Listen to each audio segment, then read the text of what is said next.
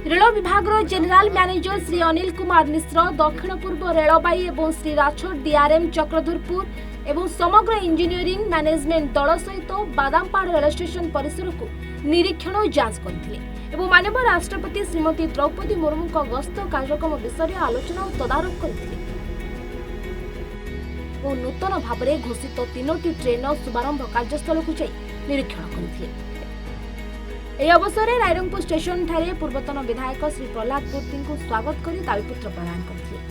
एवं अवसर में जेनेल मैनेजर श्री अनिल कुमार मिश्र 3टी नूतन ट्रेन शुभारंभ कार्य विषय सूचना देथिले। 100 वर्षर ऊर्ध्व हो गलानी बादामपाड़ रेलवे स्टेशन है किंतु ये आदिवासी अंचल कहीकि रेलवे डिपार्टमेंट ये अवहेलित निष्पेषित टोटाली नेग्लेक्टेड एरिया हिसाब से ट्रीट कर आज आम अंचल विशेषकर बादामपाड़ पाख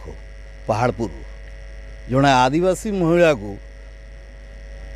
भारतीय राष्ट्रपति हिसाब से घोषणा करने पर रेल चेता फसी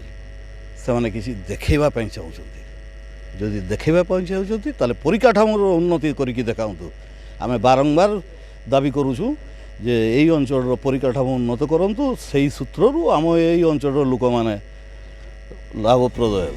हे। आगामी दिन में बादामपाड़ सेक्शन में आहरी अधिक गुरुत्व देले रायरंगपुरवासी कटक पुरी जावासबार सुविधा हेबो बोली रायरंगपुरवासी श्री अनिल कुमार मिश्र और डीआरएम श्री राठौर महाशय को निवेदन करथिले। यह अवसर में पूर्वतन विधायक श्री पूर्ति रेल विभाग और भारत सरकार को बादामपाड़ नूतन ट्रेन चलाचल उपहार देथिबारु धन्यवाद जणाइथिले और यह एक स्वागतयोग्य पदक्षेप बोली जणाइथिले। मयूरभंज रायरंगपुर रामेश्वर कुमार अग्रवाल को रिपोर्ट सूचना टीवी।